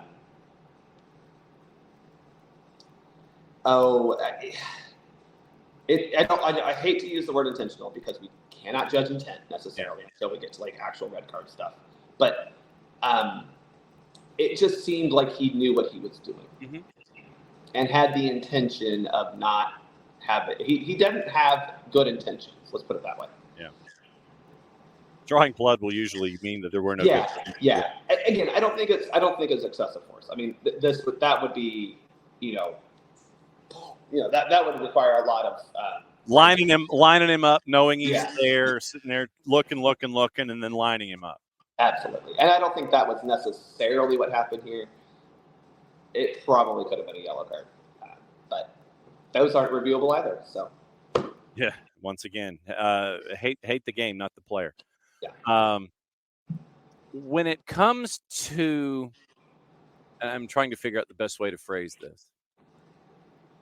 Consistency. How long did it take you to determine your style when it comes to how you handle a match? The reason I ask is this. You had a center ref who didn't like to call fouls in the first place. Like I said, 55th out of 55 Major League Soccer officials going into this match. He's still 55th. I operated under the assumption, and I guess that's why we should never assume, because it makes an ass out of you and me, that it's because he lets the game go. Yeah. Unfortunately, that's not the case. Apparently, at least in this controlled environment that we were in, where he just wasn't calling nothing. It's like, Siri, what is a foul? And it was all over the place. It was called. It wasn't called. It was all over the place. Yeah. How long did it take you to develop your consistency and your style in how to manage a match? It took me looking for fouls, and that sounds really bad as a referee. But the thing that I always talk about with younger referees, because a lot of times, I'll give you two examples, but with younger referees, I always talk about the decision tree. And you have to start the decision tree to arrive at the right decision, right? You have to make a decision first. And that decision has to be looking for improper play from players. That doesn't mean you're looking to call every foul. That just means you are actively watching, you are vigilant, and actively observing the game, right? You're not just out there walking around, running around with the players around you. And so once you start being actively involved and actively observing the game, you're going to see contact. And then you go, was that contact a foul? And then you go, do I need to call that foul? And then you go, do I need to do anything more after I call this foul? And then sometimes it's, what am I writing in my report? But it does start with that initial active engagement into the game. And that's why it does take a long time, because a lot of times, for younger referees, and this particular ref isn't necessarily young, but younger and inexperienced referees, they haven't reached the level of active engagement, because they're just making sure they're not running into kids, or they're making sure that they're not, they're getting all the other things right. So they call the obvious stuff because it's obvious, but the little things are harder to find. That said, John, I know a lot of older referees who they say, "Oh, I just let the players play." I let the players play. What they mean is, I'm not confident in myself to be consistent enough with my foul calls, and that is hard, because even where I am is doing this for 15 years. You do get yourself where sometimes you call a foul that maybe you didn't call earlier. And sometimes it's because there are conditions that are slightly different. But you develop what you want to see in the game and what you don't want to see in the game, right? What types of challenges do you like? So, for example, I'm a little more lenient on a little of the pushing and shoving with players, as long as they're not kicking each other, right? Some referees don't call any of that because, again, they're just not confident enough to be consistent or confident enough that they can make the calls the times they need to. And I think this referee borders on that, of maybe not just confident enough to make the foul calls consistently, because he's not able to recognize when they need to be called all over the field. And then you overcorrect. Some people do, yeah. I mean, I get to the point sometimes where granted, I'm doing 4 games a day, so I'm doing a lot of games. These guys are doing maybe 1 a night, 3 a week, type of thing. I have to sometimes overcorrect myself where I'm like, oh, I feel like I'm calling things a little too tight. And I have to say, okay, well, you're not calling it unless you're 100% sure it's a foul. So you do kind of have to balance yourself, be it game to game or sometimes even in game. And sometimes the in game balancing comes from the players. And you know, you might say, yeah, you know what, hey, Atlanta United doesn't foul out that much. I don't know if this is true. LAFC doesn't foul that much. Okay, we don't need to go in there looking to call everything because these are two teams that relatively want to try to play soccer. I do this a lot in my ECNL boys games where most of the time you think, oh, 17-year-old boys, they're just a bunch of testosterone that are going to punch each other. And while that's sometimes true, as I'm sure Abby can attest to, most of the time at the higher levels, they are actually trying to play soccer. And so if you know that going to the game and you scope it out and you go, okay, well, these are two teams that are relatively focused on playing soccer. And yeah, they're going to be fouls because, this is a contact sport. You're going to run into each other. But they're not actively trying to foul each other. Sometimes you might take a step back and be a little lenient with what's going on. But sometimes that backfires where you start seeing teams be more aggressive, and so you have to adjust. A lot of times I've refereed this one guy, Brian, over at TISA, so shout out Brian. He said that, we have three phases of the game. We have the beginning where we're trying to set the tone. The middle where we're trying to adjust our tone and involvement in the game. And then the third phase, which is keep that, right? We want to keep the tone, keep the level of what we're calling so that we do get to the consistency, especially as things get crazy at the end of a game. So that's what we're looking for. Again, in game, sometimes you're going to change what you might start calling because you approach the game in a different manner, and then it turns out to be a completely different game entirely. I mean, if you went into a Philly game and they started actually passing the ball to each other, that would confuse the hell out of you.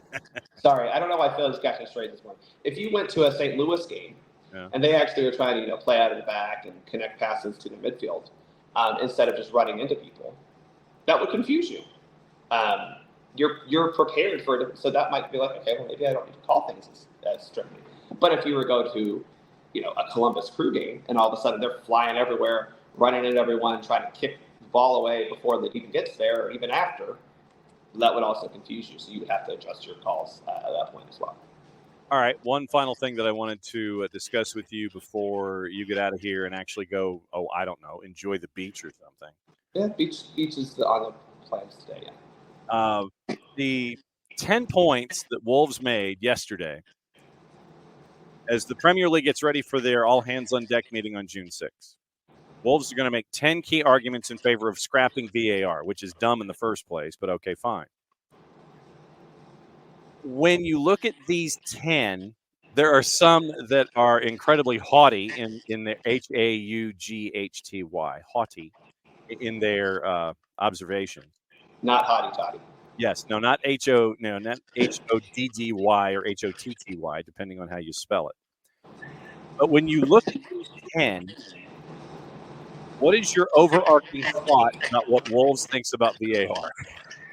I don't think these are arguments to scrap VAR because people have always distrusted referees. And I think one of the problems is the way that because we got to a point where we have much better replays, we could see how wrong referees were at some points because sometimes we get it wrong. We're only three people out there chasing around world-class sprinters who are trying to kick a little ball around. We're going to miss stuff. What I think these are more points to how to fix VAR and adjust the processes and protocols because as I've said multiple times on this here show, the Premier League has the worst VAR protocols and processes that I've seen of any major league, right? And I think, to me, they just need to adjust how they're doing it. Because I think VAR, we argue about it a lot, and we go through it seems like every week we have to go through it. And I get that. But wouldn't we also be going through, if there was no VAR, right, and Brad didn't get that red card, well, LAFC fans would be going through well, look at this replay. Look what happened here. How did that not get called? And instead we're going, well, how come it took so long for them to call a red card? But at the end of the day, I think the call was right, and that's what you want to get. I do think that sometimes, I think the argument that, fans have lost trust is a little Look, you can make a poll and say whatever. Hey, by the way, it's an election season. You can make a poll and say whatever the hell you want it to say, by the way, depending on how you ask the question or how you interpret the data. So I think that's a little bit what's going on with their fan trust thing. But I do think there's some level of truth to the fan enjoyment. That the delayed joy, I think, is one of their key points. Is, oh, well, you're not celebrating fully because you're afraid of a VAR call, and it's like, well, you can still celebrate, but unfortunately, sometimes these things might be wrong. But how many times have we celebrated, and then you look over and the referee's the AR's got his flag up for an offside? Yep. That happens too. Okay. Like I said, I just wanted to get your. I think Wolves is just sour grapes. I think all of these are more critical points that that VAR and the Prem PGMOL need to work on to try to get better at it. Not necessarily any argument for scrapping it. Right, and that's they can do that. Yeah, that just get better at it, and that happens with age and patience, neither of which the Premier League seems to have when it comes to new ideas. Well, you forget, John, the Premier League is the greatest sporting institution that's ever sported. They have done nothing wrong ever in the 20-plus year, almost 30-year history of the Premier League. But even more so, the FA in England have never done anything wrong in the game of soccer, ever. That's why they've only ever won a World Cup on their home soil. One more thing before you go, before I kick you out so you can go enjoy the beach. Abby wants to know about idea about adding 2 more ARs to be able to call which team gets throw-ins. When the AR is in midfield, expected to make a call at the near corners to who gets the ball. They can't always tell who really was last to touch. I mean, that's fair. That's also the center referee's job at that point. Okay. The AR is just hopefully telling you that the ball went out of play or not necessarily who it came off with. And that's true for just about anywhere on the field, to be honest. The center referee has the final say. And a lot of times in those corners that you're talking about, Abby, that's where the center referee needs to be deep and making those calls. But I don't think it's a bad idea. I think it is a legitimate issue with soccer that we have too few officials actually on the field for the amount of action that's going on. I mean, shit, hockey has 4. You know, 2 refs and 2 assistants. And they have 12 kids on the ice. That's a pretty high proportion. Basketball has 3. 3 to the 10. Even baseball, which has literally no actual action going on ever in the games, foreign sport ever, has a freaking umpire at every damn base. And then more in the postseason. And sometimes, but that's where I think you look at those postseason umpires who are doing the line calls out in the outfield. Do they really help? Maybe a little, but it also could be fixed by the umpire on third and first. Actually, turning around. Getting their little butts in gear and moving. R.I.P. Angel Hernandez. And then some don't have little butts, I guess. That's where we're going. Yeah, that's the other problem, right? They're not little butts. What's the latest with Soccer for USPod before you get out of here? We dropped a roster talk on Friday. I was hoping to maybe do something with the women's roster coming out. We'll see if that happens. I am on vacation, and I don't get back until Thursday at 9:30 p.m. So we will see. But if it doesn't, we'll have recaps of the first Emma Hayes games, which is really exciting. We have Emma Hayes finally here. She's doing her press tour. She's on Good Morning America or Today. One of those two. Sure.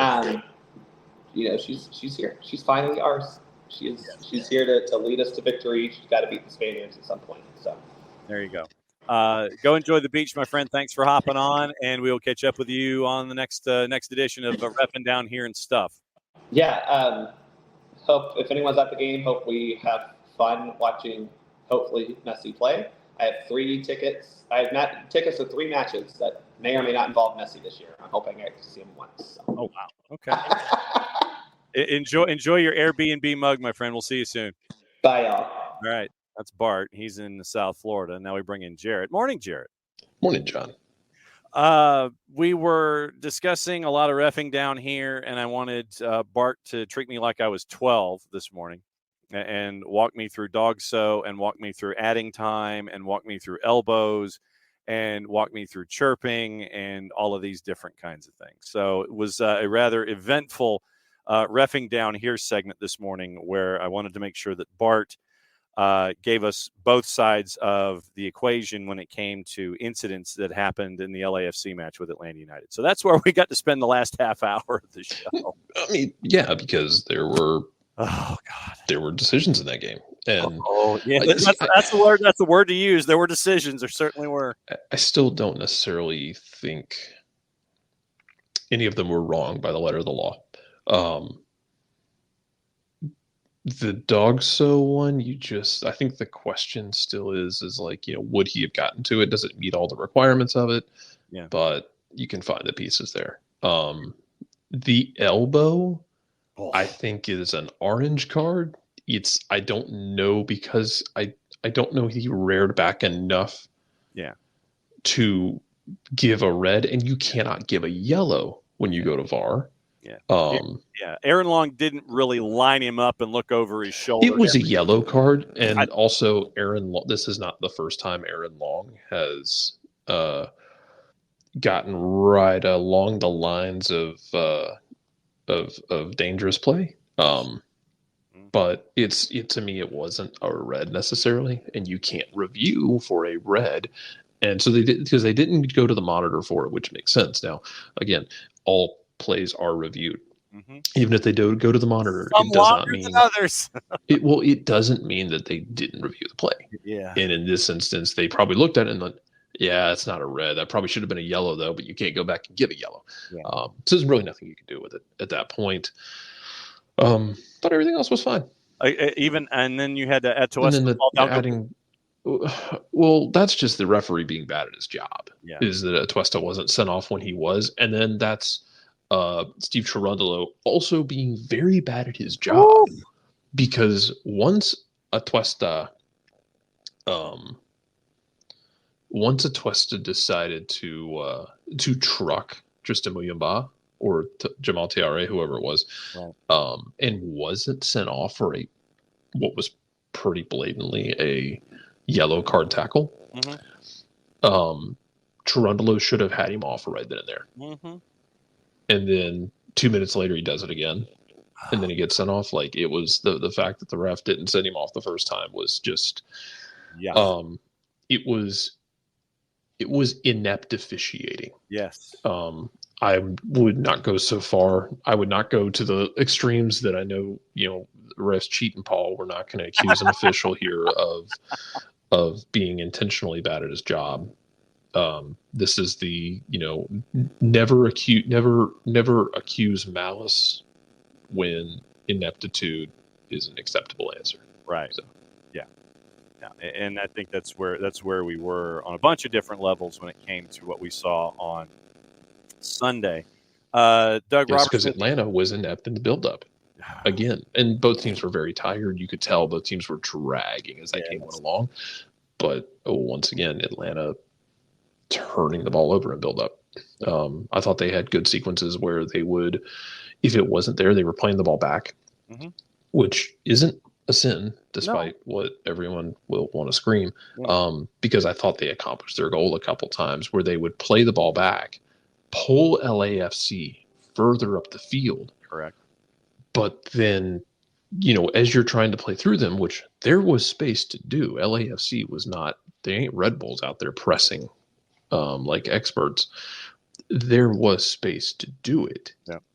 But you were just mishitting simple passes. And I know they're tired. I know it's 9 and you had played that game Tuesday night that was very emotionally charged, that went to the shootout, but you can't misplay those simple passes, because then you set up an LAFC team that is built to counter and gave them chances to counter through your own mistakes. And that's the greatest sin there, is just setting yourself up for those mistakes. Doug Robertson of the AJC says that both Noah and Gigi are training this morning. Good news on two fronts. Yep. Good on him. Glad Noah's back. I'm happy to see Gigi back on the field, because I really I don't have the energy or the give a damn to really entertain the conspiracy theories with Yakumakis and Cruz Azul and the rumors. Because, man, there's a lot of things that we get away with on social media, accusing players of not trying or faking injuries is a bridge too far for me. So I don't know. I got a lot of those. He was injured, quote unquote. No, we saw him pull up in the Cincinnati game. We saw him pull up lame there. Like I had said before, a lot of his stuff last year I attributed to the fact that he played for basically a year and a half without a break. Absolutely. If the muscle injuries keep happening, though, then yes, I think that changes the conversation a bit. Yep. And obviously, we've got to keep an eye on that. Let me add Abby's thoughts at the tail end of reffing down here for you, and it was something that we've talked about a bit, at least in reffing down here, but not necessarily on the whole.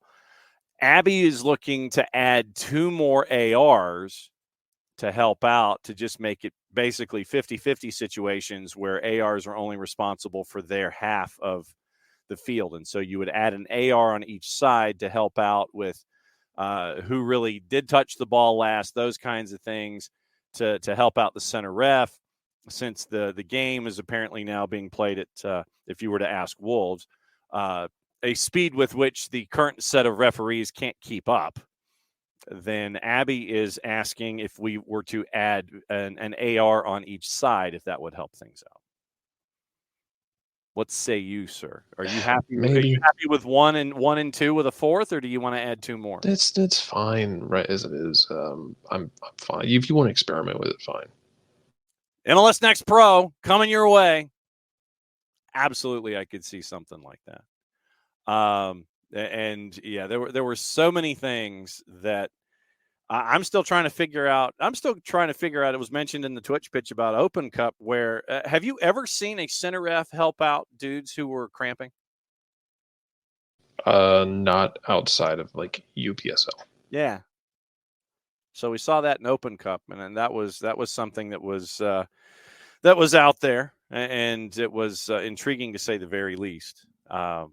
When it came to Dell's like no more refs, it'll only make it more confusing. So no refs, period. That's what we'll just wipe all the refs out. Yeah, he was going the extra mile at Open Cup, and so yeah, refs are going extra miles to either not do things or do things. And so we're seeing extremes here. Just give me somebody who's going to go right down the middle. Give me somebody who's a 50-50 guy who gives me the right amount of energy. And if it's going to be 8 minutes, it's 8 minutes, not 7:56. If it's supposed to be 10, add minutes to make it 10. Don't just call it at 8. That was another frustrating thing in the entire list of frustrating things that were there. But yeah, this morning it's like, tell me why something can be and tell me why something can't be. And that's what I think is important here when we're discussing things. When we see action going on in professional soccer where we're sitting there and it's like, well, why was that called? Why was that not called? Those kinds of things. And I think that having that as Jared as an opportunity to have Bart explain and walk us through certain things, I think it's important to have someone with refereeing experience walk us through both sides so we can sit here and understand, okay, why could this get called? Why could this not get called? And so that way we have a decent information pool that we can draw from. Well, that's just me. Yeah, well, I think when we have isolated incidents. When we make sweeping changes after isolated incidents, it gets tricky. Mm-hmm. No doubt. Let's see. So Dell is asking, do you think most refs are ex-players? I don't think. Maybe to a smaller level. Yeah. Like, I don't know. The idea of, ex-player, Dell, I think is probably a random. I mean, it's that is a definition that can kind of go a bunch of different ways. Is it going to be something that? What kind of ex-player are we talking? Is it like second division, first division player? Did he play in college? Was it pickup? Those kinds of things. Dell's saying, I think that it's helpful if center refs or just refs in general were ex-players. You would think that it would be helpful if they were ex-players, because it would give a greater understanding of why someone does something in a particular situation. But then you would think that if they were an ex-player and understood the rationale of a particular action, then it wouldn't be as all over the place as it is sometimes when you're trying to go, Siri, what is a foul? If something is arm fighting, it's like, you got dudes who are fighting and there's no real advantage being gained, and they're grappling and pushing and doing whatever. If there's no advantage gained, to me, let them go. But if you're going to call, a one-sided grab, or if you're not going to call a one-sided grab and then you call it the next time it happens, are you setting an example for the second person, or did you let the first one go? I think that if you're not even-handed in your distribution, then you present more questions than you do answers. And I think that, once again, it's to Bart's point of not having confidence in yourself to make a call in a certain situation. If you're going to call the foul early, call the foul early, but keep it consistent. Instead of overcorrecting in the second half because you called a foul early, or you gave a yellow card in the 11th minute, unless it was something completely and totally blatant where you've got to set a bar. These are the kind of things that I think we've got to look out for here. Just give me consistency. If you're going to call fouls, call fouls. If you're not going to call fouls, don't call fouls. But then when you do call a foul, make sure that you're calling a foul that is, in fact, something that you're universal about. Don't just sit there and not call a foul, and then when you blow a whistle, it's something that has already happened previously that you didn't call that you're calling now, if that makes any sense. So it's just give me consistency. If you don't call fouls, don't call fouls. But when you do call a foul, if you don't call fouls, and it's something that you let go earlier, then you've moved your bar. And I think that that's a proposition where you're penalizing the game, not just the player, because the game isn't allowed to breathe in a certain way if you don't call a foul, if you don't call fouls out of the blocks, and then magically you call a foul. Where's the line? And that, I think, we see entirely too much. Look, all we ask for is consistency. That's literally it. Absolutely. Just give me consistency. If you're going to call a foul, call a foul. If you're going to be a dude that just eats the whistle all day, fine. If you use it, great. If you don't, great. But don't dial back on something or change your idea midstream, because then the game suffers for it. And so that's all that I'm hunting for here. And it was an adventure this past weekend trying to figure out, A, where the line is, and then B, try to figure out how to navigate the line. And then you have all of these other extraneous ideas about the makeup of an official that we all got to see basically in one place. Fall down, go boom, card, DOGSO, VAR, length of VAR review, all of these different things. We saw it in a microcosm with one crew about everything that seems to be wrong and gets magnified when it does go wrong. And it happened in one location. I don't think that the other locations had as many incidents that Atlanta and LAFC had with one particular crew. So anyway, that's the rant for the morning. We do have our broadcast crews that are out for the weekend, and we know that they exist. And it looks like that for the midweek anyway. And it looks like Jake and TT, to no one's surprise, are going to be with Atlanta United and with Messi and friends. Kanji and Danny are going to have FC Cincinnati and Nashville.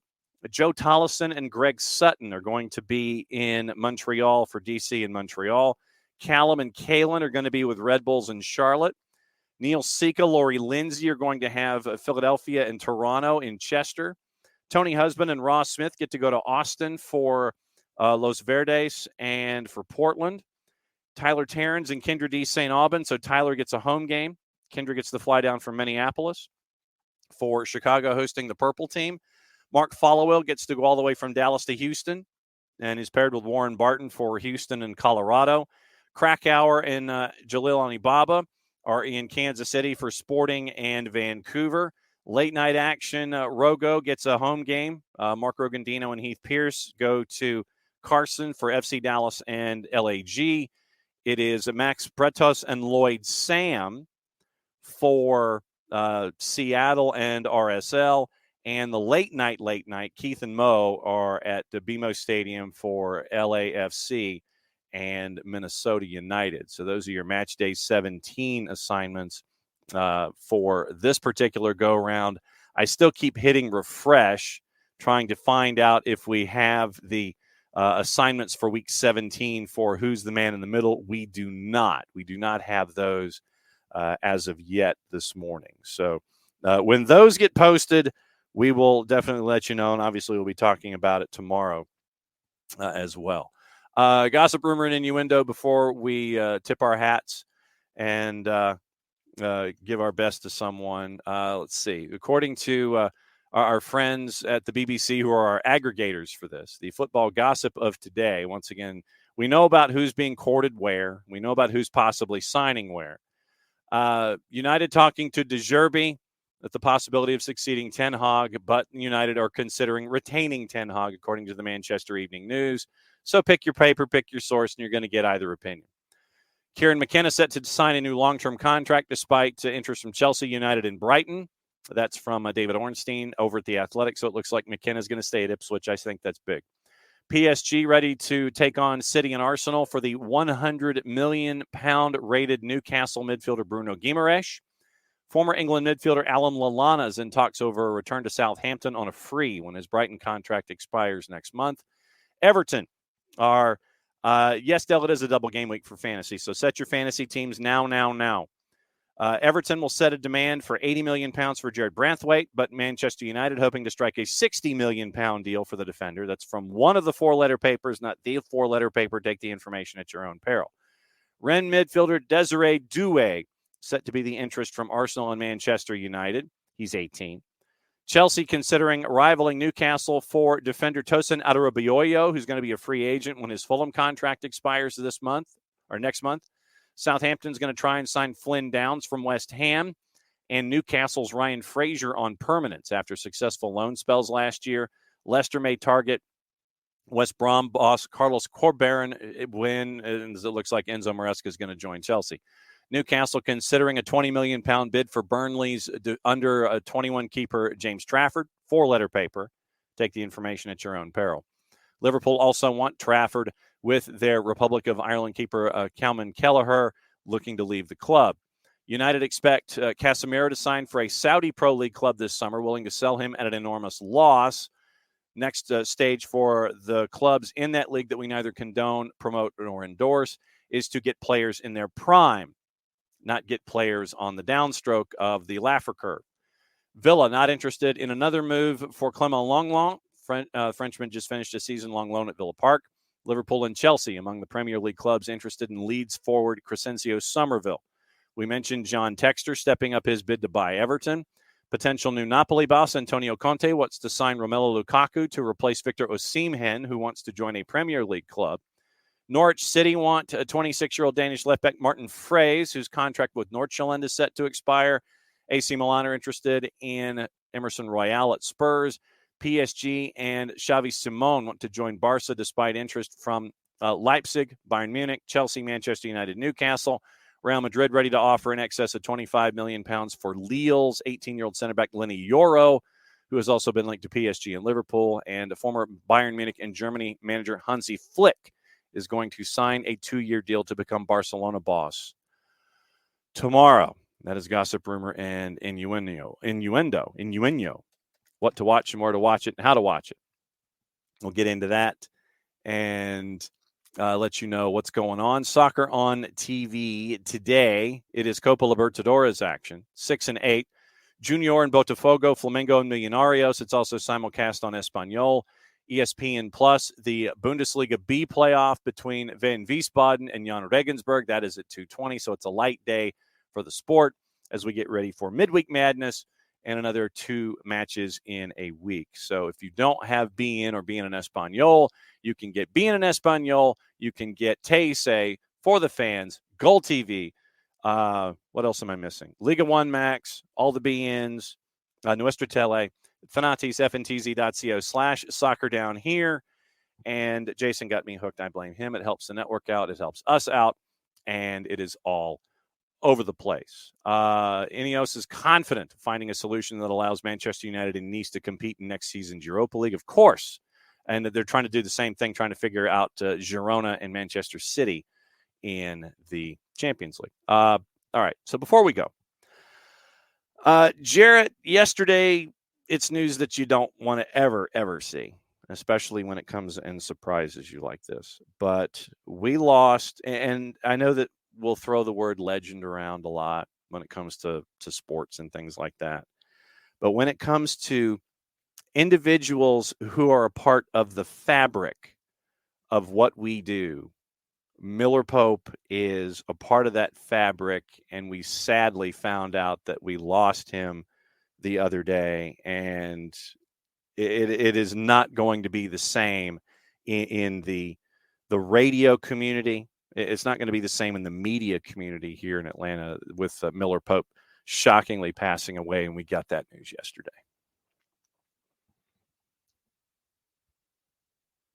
Yeah, it's one of those things where you've seen the outpouring from people because he was Miller gets name dropped at the end of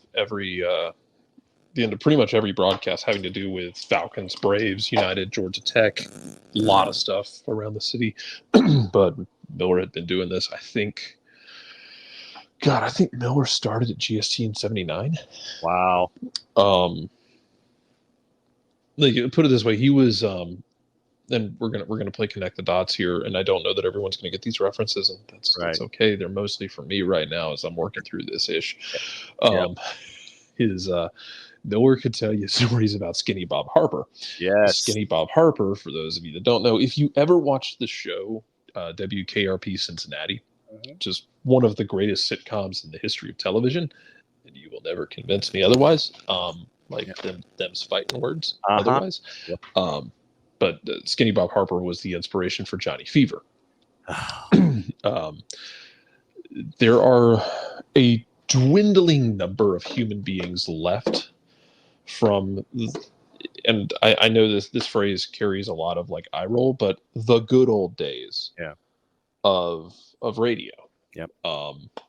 Which I didn't get to take part in as an adult, but I took part in as a kid because as a kid I was a part of radio because my mother was, and like on days like today when school was out, I would go sleep in the. She would work the morning show. I would go sleep in the sales office because I had to get up with her at 4 a.m. But those 70s, 80s, 90s, just wild animal days of radio where like it was chaos. But it was fun chaos. Yeah. And they had fun and they did crazy stuff. The turkey drop, for instance, from WKRP Cincinnati is loosely based on something similar that happened. I believe they dropped frozen turkeys out of a helicopter at one point. But wow. Yeah, Miller was one of those who had gone through those great days. GST back in like the 70s, 80s, early 90s, the news monster days. Yes. But more than anything, like Miller was just one of the most fun people to just talk to. He's great at his job. He was incredibly fun to just hang around with, to just chat with. And all I can ever think about is one of my favorite stand-up bits is George Carlin talking about, I just saw him yesterday. Yeah, well, it didn't help. But it was one of those things where I talked with Miller Saturday night after the game. We're just sitting there. But it still kind of feels weird and really, really sucks in that you did my usual pop in to give Miller some shit after a game. And I can't do that anymore. That sucks. And there are dozens of people who are going to have 8,000 more stories than I do with Miller and who it's going to hit in different ways. And a lot of times a lot worse than what I had with Miller. And speaking just from personal experience. And so my heart goes out to them as well. I know Fricky'd worked with Miller since the 70s or 80s. So it's going to hit different for different people. It just sucks not being able to go and harass him, because it was very fun, and he always had a good head about it, and he always just was one of the most approachable and enjoyable people. I hate that he did, like, I know he was telling me when they did the Falcons game in London last year, he's like, yeah, it was fine. He's like, I wanted to go on the Jack the Ripper tours around London and do all this. He's like, I had to go get stuff set up at the stadium. Yeah, man, it's going to hit people differently, and that's fine. But God, you're going to get, hopefully you'll get some good stories out of the next week or so from people remembering Miller. And yeah, that chair is just going to be different, because you got plenty of people who are capable of doing the job. Yeah. But it's, as so often was the case and is the case, as I have watched a lot of radio people I grew up knowing as a kid and hustling pool from as a kid. It's the personalities, not necessarily what they did, that really makes things stick with you. Yeah. And yeah, it just sucks, man. It really sucks. Yeah. I mean, for me, as a local, and the whole news monster 640, 680, 750, when KLS had 790 on the AM in addition to 96.1, and Greg Clarkson would do middays on the AM side, and they would simulcast morning drive, afternoon, and evening, and they would duck out.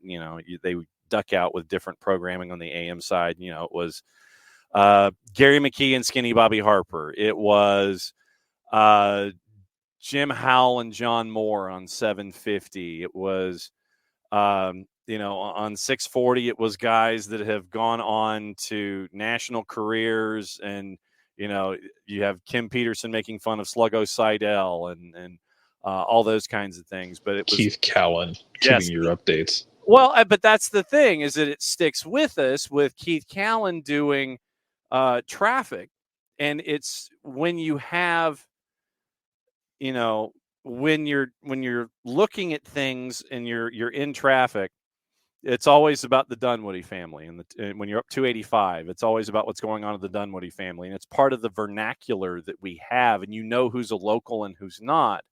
If it's a 2-car insurance seminar, that's what you got from Keith Cowan. So it's being around all of those individuals that impacted your brain with catchphrases and things like that.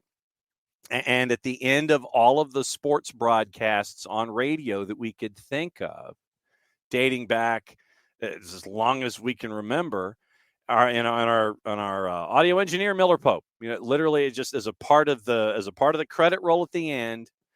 And for me, when I got onto this side of the lens and would hang out in radio and things like that, to be able to go into the Atlanta United booth and have a conversation with Miller Pope.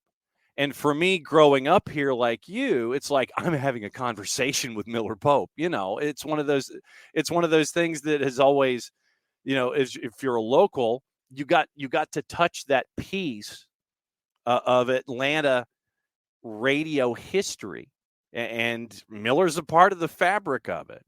And Miller and I would, we would talk South Georgia high school football. We would talk about Thomasville High and Thomasville and the War of the Roses and Thomas County Central and what's going on in South Georgia. And he'd ask me about what's going on at Colquitt with coaches and things like that. I mean, we'd have Rush Pope's conversation. For me to be able to have a conversation, to walk up to Miller Pope, to have a conversation about high school football, to have a conversation about soccer, to drive him crazy with all of the drinks that I would bring into the radio booth and create its own little stash that would get in the way. And when I went in on Saturday, Miller told me, he goes, yeah, you got too many drinks in here, because I was looking for something and I had to move all these drinks off to the side. You can tell that Miller was giving me ish about it, but it was good natured. And the fact that you could have a conversation with Miller and he's giving you grief about the soft drinks in the back of a room that were screwed tightly. They were not open, but it was a stash that was there in that booth. To have those kind of conversations, to have Miller give me the spare IFB so I could listen to Mike and Jason a couple of booths over, and I could just listen to the broadcast. He would prepare that IFB pack for me, and I would always have my IFB with me for TV purposes. And he'd be like, here, here, the battery's good. Here, take this. And I'd listen to the radio over in the press box. And to have that piece of history and to be able to have have a relationship with Miller Pope, to me, is always cool. And not to have Miller in that booth anymore it just absolutely sucks. But it also reminds us about the folks that are with us, and that we've always got to, be present and be in these relationships at all times, because there's going to be that day where you get shocked by a piece of news, and this one really sucks. And we've seen Jason post a lot of really cool stuff, and Mike posts some cool stuff, and Wes Durham posting some cool stuff, and I got Tom's comment here in the Twitch pitch about all this stuff. And so to have Miller set stuff up for you and to have a conversation with Miller Pope, not having him around is going to just suck. But it's a reminder to be there every day. Yeah, like I said, it's the personalities that make things like that special. That make it fun and silly, and make the good times great, and make the hard times easier to deal with. So, I mean, there's nothing else for me other than it just sucks. And yeah, man, we're losing, and it's about that time in life where we're starting to lose those stalwarts from the golden age of radio, the dying ages of radio, the dying golden ages. It just, it'll happen eventually. You just don't really want it to, and you don't want to get blindsided by it where you're giving him shit Saturday night. Exactly. As he's talking about, wrapping up the post game show, and he just kind of shrugged. I laughed at him. He's like, that's fine. He's like, it's better than doing Falcons post game where it's 3 hours of the same highlights over and over again. Yeah. He's like, I just want to go home. Yeah. Or I just want to go mentally prepare for having to do a Hawks game. Yeah. Man, yeah, it's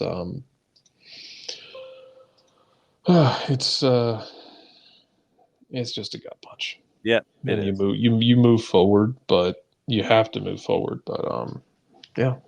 Mm-hmm. Check in on your people. Yes. Make sure you're good. Yeah. And I guess for lack of a better word, be the personality about it all. Because a lot of people can do the skill, but try and be good people. Yep. That sucks. So Miller Pope, we're gonna miss him tomorrow. Tyler Pilgrim, and we'll get you ready for Messi and Friends in Atlanta United. So we'll be back at 9:05 tomorrow morning. Sorry, we went into added time, but it's worth it to talk about someone that you can sit there and always have a smile on your face when you mention Miller Pope. Played safe. Yeah, he made it possible for us to talk, or for people to talk, and so it's only fitting that as he takes his bow, that we give the stage to him. Exactly what Jarrett said. We'll see you tomorrow.